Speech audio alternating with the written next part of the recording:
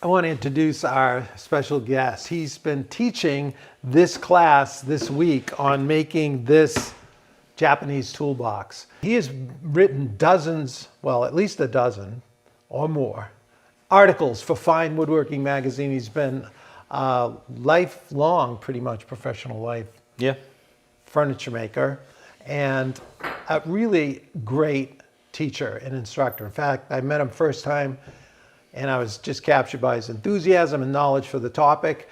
So I'm really excited to have with us tonight Andrew Hunter. Audience. Yeah. There you go. You know what else? Glad to be here. Yeah, thanks. Well, in the reading I did also, you were described as a Japanese tool expert. Did you know that? Japanese tool freak is what expert. Okay, I'll take that. Okay. We are looking forward to this because this box is just really an excuse to study joinery. We've got these through dovetails up here and these through tenons, and this has been a challenging class because a lot of this is done by hand, as you might assume. Done by hand. If you know anything about Andrew, you're going to be cutting it by hand. These and guys let me get this back out of here. here. Yeah, really great. And splitting the line. So before we get into this a little bit, I was just curious about, every one of us, everyone who comes to these classes, they always say, I always wanted to do this or something, but there was some kind of spark or something that interested them, that just turned on the light for them, that they wanted to try or explore woodworking, like at a furniture level. Do you remember how old you were or an experience that got me going? Senior year of college, studying biology, I built a bookshelf for myself. Yeah. And I've been building since. So that was my moment. That must have been a special bookshelf. No, it wasn't. It was a nailed together pine, which is not to knock nails or pine. That is both things I love. But really simple bookshelf, but it was just the process of making that I hadn't really experienced before. And it started there. Yeah, that's awesome. Yep. Well, one of the things that I was really intrigued by what you shared with me when we first met was your love for Chinese traditional furniture, and how you spoke about the joinery and all that in it. We have a lot of joinery in the work we do, but the Chinese seem to have taken it to another level because they didn't glue things up, right? Yep. A lot of mechanical strength, wood holding wood. Yep. And a lot of tapered sliding dovetails. Yeah. So, nice segue. Yeah, sorry to ruin your segue. No, that was perfect. In fact, we've had requests recently about could you do something on tapered sliding dovetails? And I said, well, yeah, I'll think about it. And then it dawned on me, oh, Andrew's coming. I'll try to learn from Andrew and then I'll present. And then I said, wait. Why don't we have Andrew show you? He's written the articles in Fine Woodworking magazine. By the way, I do want to mention this.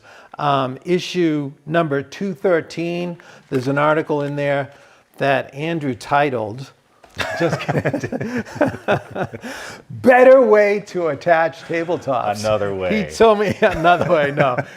He told me he didn't like that title.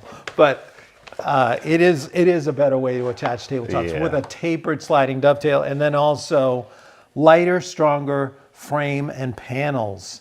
This is a topic that fascinates me. So we'll get to that. What we want to do is first put Andrew to work and see the method that's really pretty ingenious, I think, of cutting a sliding tapered dovetail, and then we'll see some photos of just a few of his work that especially include this kind of thing. So what can you tell us, Andrew, about sliding tapered dovetails? Let me first say that it might seem tempting to make a tapered dovetail or a sliding dovetail without the taper. It's actually, class knows, so much easier to cut a tapered sliding dovetail.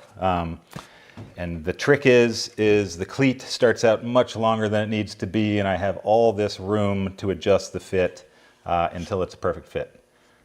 So in class, of course, we're doing this all by hand. Let's see. I think I messed you up. We cut this using a guide block. The female part of the joint using a guide block and a handsaw. We cut these 14-degree angles. This was chiseled out and cleaned up with a router plane. And then the cleat itself, I have one started. I got it started on the router table when no one was looking, but we actually did the taper with a Japanese dovetail plane. This will take a fine shaving. Of course, the router table built a 3/8 straight dovetail groove, and then we created this taper on one side with the plane, because this is a hand tool class. Where did you get a plane like that? I mean, that's from Japan, and the guy who makes this in Japan no longer makes them, and they've become hard to get, to be honest. What angle is it at? Like you said, this is at 14, and actually it didn't come at 14, but my router bit is 14, so I changed it. Nice. It was a little bit higher. Do you have a class on how to make your own? No, but maybe that's coming next. Yeah, okay. It really isn't much more. This comes with a fence and riving, cutter knives to cut cross grain. We don't use that necessarily in class. We just really use the blade. So really, this is not that difficult to make. Yeah. Cool. If we can't get them from Japan, we could make them ourselves for sure. But we're not going to use that. No. Okay. So should I talk about how I'm going to show tonight how to make these? Yeah, let's do it.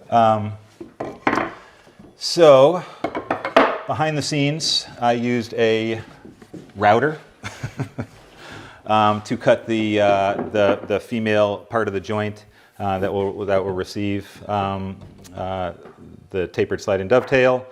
The key to using a router is getting it in the right spot. So the very first thing I did is I clamped a straight edge to a board, and with a handheld router made a cut. And from that straight edge line to the either edge of the cut, I put onto a story stick. As my students know, I never use a tape measure to measure anything. I use story sticks. So this gave me the dimensions I needed to either end of the cut. And then that translated, get my glasses on here, to where I needed to clamp this straight edge to get the cut where I needed it. So you can see, well, if that were in the way. You want me to move that? If my straight edge is put here, the outside edge will cut there. And then to cut this other edge, I align that, and that shows me where I need to put this straight edge mark. So I have marks on both sides, and I should say this one cut here is perpendicular to the edge, and this edge only tapers. And this is 13 inches, over 13 inches it tapers a 16th. I find a 16th is more than enough. In fact, the less it tapers, the better the fit, the slower it comes loose. If it's too steep of a taper, it gets tight too fast and it loosens too fast. So I find a 16 over a foot is fine. I built wider 3-foot panel with the same 16th of an inch. That worked great. I did just want to show this really briefly. In case you're curious, this is the router we used, and it's got a dovetail bit in there that is at a 14 degree. So you can get these 14 degree dovetail bits. And this is what Andrew was referring to, and using this flat side as the stop. Edge. Yeah. So in running these grooves. Yeah, thanks. Awesome. Thanks. And what sort of surprises people is how shallow these dovetails are. Only 1/8 of an inch. Again, all of that pressure on the dovetail is here against end grain that is not compressing, and again, over 13 inches, extremely strong joint. And it doesn't need to go deep in. 1/8 of an inch is more than enough for an extremely strong hold. So that's how we do this part of the joint. Now cutting the taper to the cleat, we'll use a router table. Basically a router mounted upside down with the bit coming out. Again, the same 14 degree. You can see from this one we've already run. I'll run one on the router table, but it takes a 3/8 of an inch cut, which is this line here, the non-tapered line, the straight line. And you can see how I have drawn the taper in the other side. So in class, again, I said we cheated a little bit and we used the router table to build that 3/8, and then we corrected this taper with our dovetail plane. That's not how I'm going to demonstrate it right now. Here's the piece I'll demonstrate on. What I've done is laid out the two lines which correspond to the bottom of this joint. It's somewhat tricky. Let me just say how I did that. So I got the length or the width of the board onto my batten stick, and in this length I tapered this line a 1/16, and that matches the taper that I drew and cut in the panel. So these are the lines, and they correspond to the bottom of the surface. And I won't get too far into that. Again, all this is in these articles, those fine woodworking articles. You want a little more information than what you're getting right now.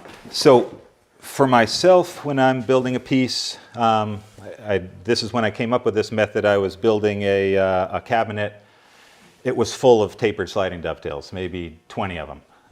And I was finding it a little bit slow and a little bit less accurate with a hand plane to get those tapers all right.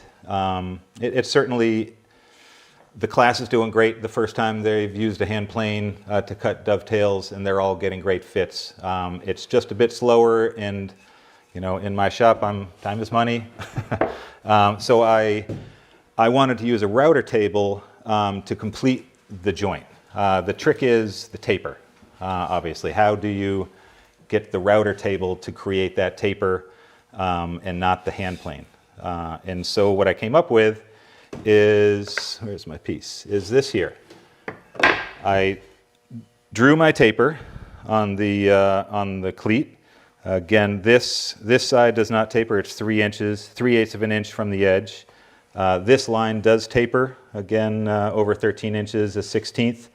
So I drew that line, and from that line, 3/8 of an inch, which is what the router table is set at, is right, that line is drawn right there. So what I'm going to do instead is use a regular hand plane, regular Japanese hand plane. It also works with Western planes. Plane this shoulder down, basically by adjusting the shoulder of the cleat to a taper and running it along the fence of the router table. It will build the taper in the dovetail. And then all the adjusting will happen by adjusting this surface. So I'm going to run it through the router table close to this line, see how I do. I'll start fitting it. Let's say maybe it gets to here before it tightens up. I can feel if it's loose in the front or loose in the back. So let's say it is loose in the front and tight in the back. I will take another shaving off the back, run it through the router table fence, which will slightly change the taper, and I'll try again. And basically I'll do that until I get a perfect fit. And the beauty of having a taper means I don't need to arrive at an exact fit. Again, if it's without the taper, there is only one fit, and you have to land on that and drive that extremely tight fit across 13 inches. It doesn't work, let me tell you. So the taper allows me to adjust it as I go, and it gets tighter and tighter and tighter until I have all of this room to keep trying until I run out of room here on the far end of the cleat, at which point I hopefully got the fit right and I cut it to length. So that's what I mean. It's sort of foolproof. You have at least an extra 6 inches of wiggle room to get it right. It's not one and done. So let me do that. I'm gonna turn the power tools on, and I'll first cut this 3/8 the straight cut. And then I'll come over here and taper this side. Actually, maybe I'll do that first so we don't have the router table running. Yeah. So why don't I do that? Actually, I'll use that for I'll just set this up.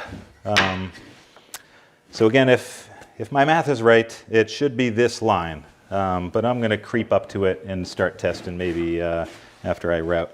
So just to get it down to that, I'll be more aggressive on this end, the side that needs more tapering. So Lupe was asking if one or both edges are tapered of the joint, or are they square? Is there one square edge Yep. and one tapered edge? The outside edge on these is perpendicular or square to the edge. Okay. And the inside edge tapers. Honestly, it doesn't matter which is which. You don't need to taper both sides. But because in a Japanese toolbox, this distance is important. That's how it closes. It needs to fit under. I wanted this to be a fixed distance. I made that the square edge and tapered the inside. That's true to the other side too. Yeah, that makes sense. But you don't need to taper both sides. Just one. And again, the straight edge will fix its location. So that's the important locating edge, and the other can move wherever it ends up. Cam asked, do you have to taper the cleat on the same side of the panel? So yeah. I've figured this out. This is on the left side here. T, that's the side I'm tapering. This is the T for the taper on this side. They will match.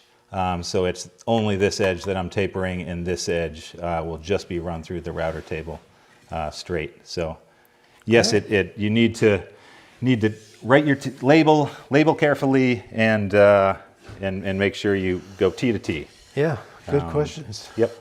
So at this point, I'm going to go test it because I don't want to go too far on live TV.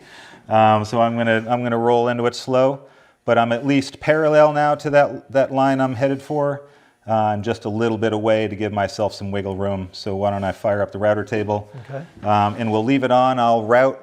I'll test. I'll come back here and pair some more, and then route some more. Is that okay to leave that running? Yeah, you can leave it running. We'll see.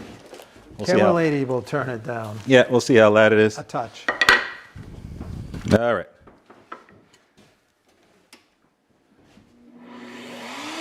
You got dust going? Oh, yeah. So I'm going to start with a straight cut.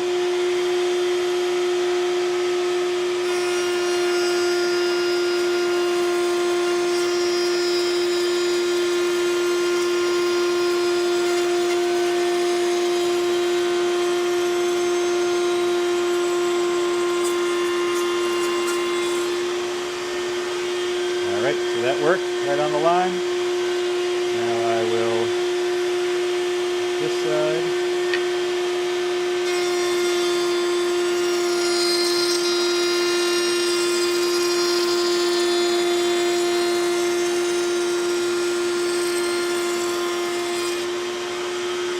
Let's go test. Both cuts were 3/8 of an inch from the edge. Again, I've tapered this edge, so I'm still have some room to go, but let's start our testing. And again, we're going to come in from the big end. That's a good sign. Not bad. So that's good. That's where I like to start. I don't like to start halfway beyond where I want to end up. So that tells me that my line was probably pretty accurate. I'm going to now plane closer to that line and run it through the router table again and see where we end up.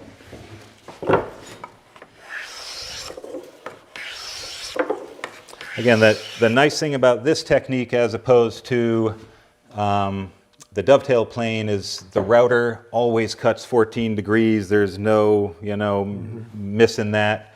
It's always straight. It's just a little more uniform. And you don't have to buy another tool if you already have a router, which you probably will if you're cut that with a router anyway. So you're already halfway there. Let me do a couple more.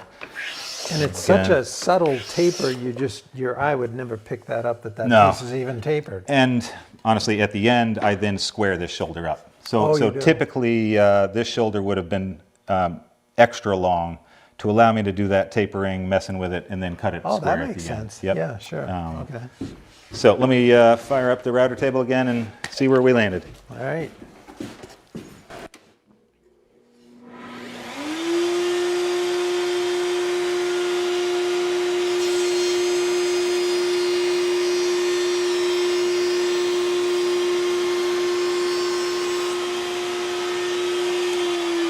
So you can see my drawing was accurate. As I shaved this to the line, the router table went right to this line. So I think I'm in good shape. Let's see where it landed. Make sure it's nice and clean in there.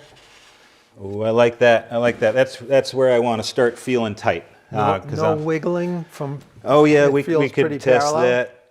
Yeah, no, we nailed the parallel. So That's if by chance I had the taper a little bit wrong and it lifted up a bit in the front and not in the back, then that would mean I would take a shaving off the back because it was too tight, run it through the router table again, again, just a shaving, and then change that taper.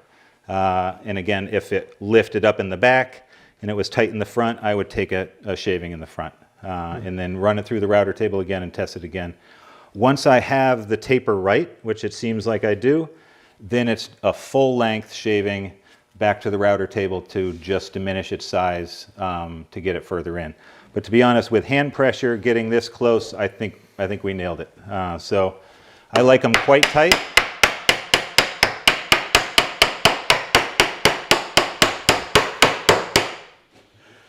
All right, maybe we'll go one more. Wow, that's close. Maybe we'll go one more.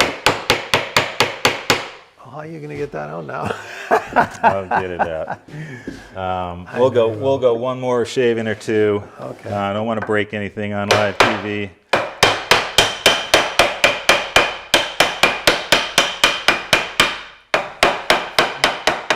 So I think the moral Love these big noises. is that line I drew was accurate. Students, I had no doubts. yeah, students all week have been hearing me talk about splitting lines in half because we draw perfect lines. We split those lines in half, it goes together perfect. I should have taken my own medicine and just split the line in half and we would have been there. So another couple of shavings. There's that line in half. Again, that's how I roll. I draw perfect lines. I split those lines in half. And the key is I don't ask my power tools to split lines in half. They're too hard to adjust that fine increment. Hand tools are fantastic for taking very small amounts of wood, controlled wood out. So I like to find a way to have my hand tool adjust my power tool. And this is an exact scenario where that's working. I'm using something that can remove material at such a fine level to adjust a brute coarse machine. I'm a hand tool guy, by the way. That's what I love about this method is how you're using the advantages of hand tools with power tools. Let's see it.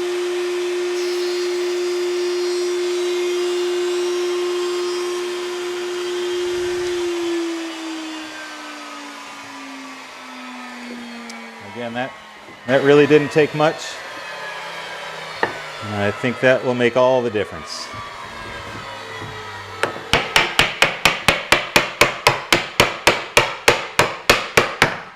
Wow. So what I need impressive. is just a little bit of overhang. Here's the finished.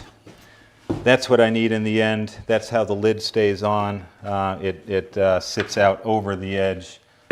So I think we made it. I can show you that. So this is how the toolbox goes together. In a traditional Japanese toolbox, the lid slides under the far edge, which has room for this and then it pulls back. So I Can we needed, take this out and look at it? I needed about an inch of overhang, and I got it. So this is, now I would mark this to length and cut it. Again, all this extra length turns out I didn't need, but it's always nice to have it there as a just in case. So let's.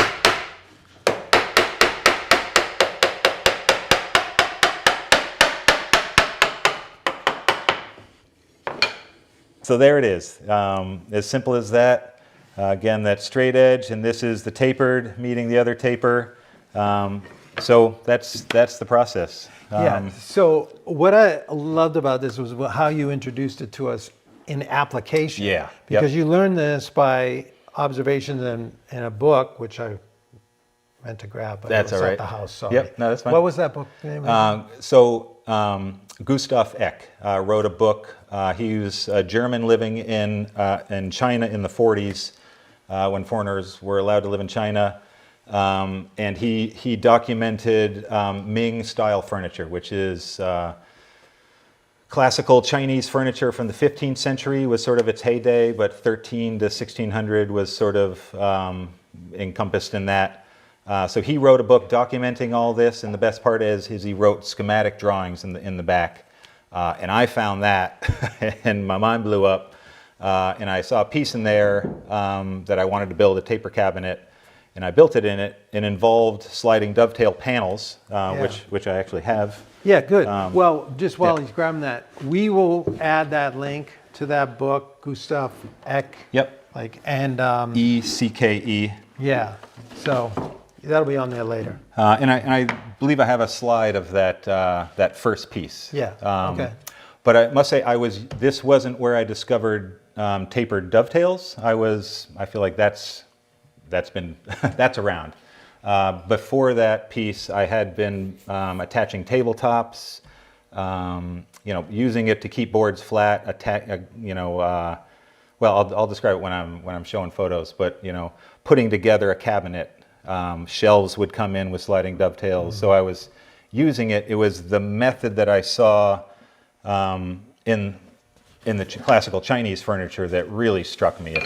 It's now a good time to give you that spiel. Yeah, the advantage, as you were saying earlier, was that you could have incredibly thin panels with this method of putting a sliding dovetail taper into that and to make it strong. It will keep it flat. Stable. Yep. Right? Keep it flat. Yeah, so again, for like a tabletop or something, putting a nice beefy cleat in it will keep that top flat. Allows for seasonal movement. The wood is still, even as tight as this was, I might wax it a bit when I finally head it home, but the wood still will move in it. It's not locked. I don't glue it. It's pressure held, and again, because that taper is so slight, doesn't come loose very easily. So no expanding, contracting issues with that. So it's great for keeping things flat, and in a tabletop like this, that is going to expand and contract, you cannot put a leg into the tabletop, or else your legs every season are going to be moving in and out. So by attaching to the top, which is expanding, a cleat in the opposite direction, now you can attach legs to that cleat without having seasonal movement issues. That's pretty much how I did tabletops, and that's why I said the article said a better way to, it's better than maybe those little butterfly screw cleats. And my argument in that article was, you spend so much time on the top, you spend so much time on the bottom, why not the connection between the two? Because it does take more time. I will say that. When I built this cabinet, this Chinese cabinet with these tapered sliding dovetails, this is very similar to how these, basically all of this classical Chinese furniture was built this way, with very thin panels. This is less than a 3/8, but about 3/8 of an inch thick, with these battens across, again, tapered sliding dovetails.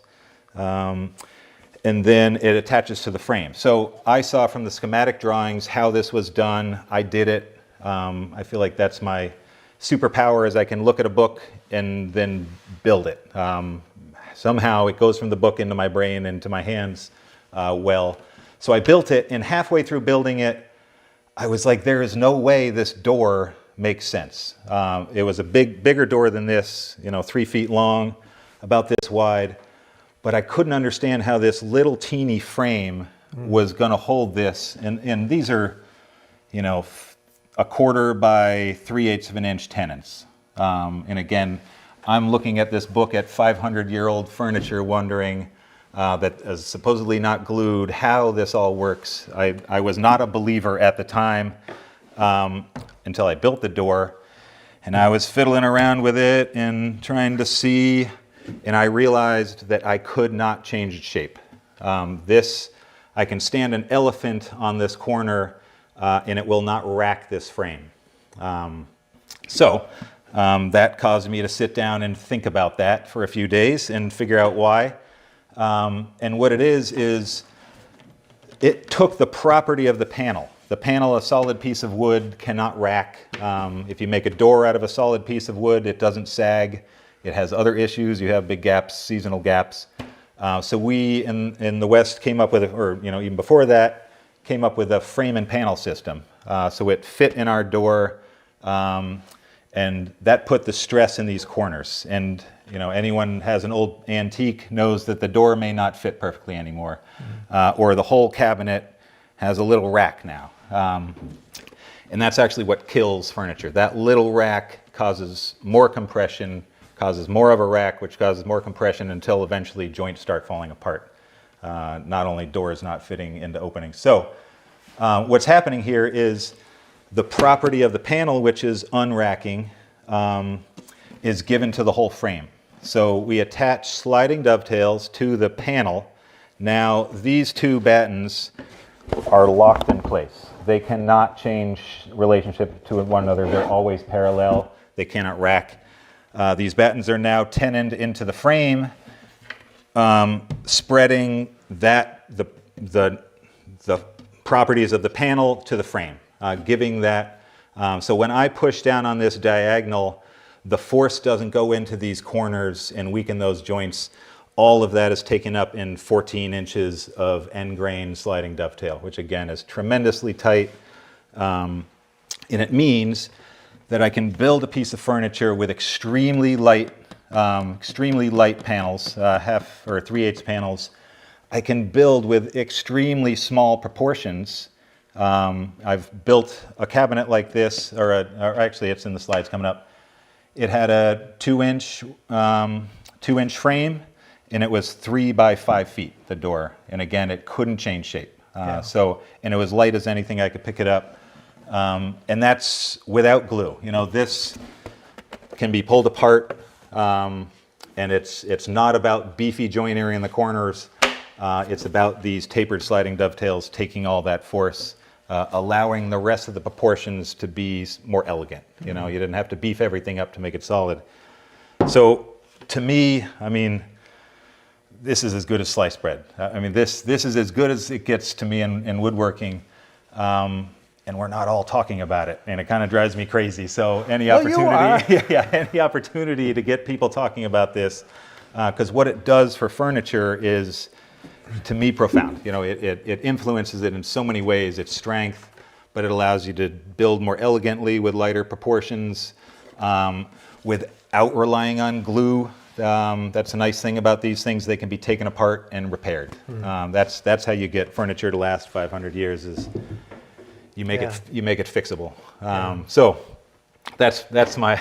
I love that, and that's the kind of thing you were showing me. I think that first day we met a couple years ago. Yep. And it got me really fired up because you can draw so much from history, and the best traditional pieces, they're the best for a reason, and that little thing. Yeah. You can integrate that into any new designs and use that in your own creative way. But you have used that in many ways by making reproductions, but also making your own designs. Yeah. And what we want to do with the last few minutes we have is just look at a few photos of your work that may have integrated this type of awesome tapered sliding dovetail. Let's check it out. All right, so this was one of my very first pieces. And this was without a client, which is why there's so much joinery in it. There was no deadline, no budget, no glue. The legs taper sliding dovetail in from the back, actually from the front, and are coped in. The two outsides, actually you can see that in the next photo too, are dovetailed in. So that keeps the top from lifting up. And then there are rails come in from the back that are sliding dovetail up and bottom that keep the top from lifting out. And then shelves slide in and dovetail into the ends and into the vertical stiles, locking the whole thing together. So again, this is all dovetailed together, the entire thing. And that's where I started. And I've since gotten a little bit more realistic.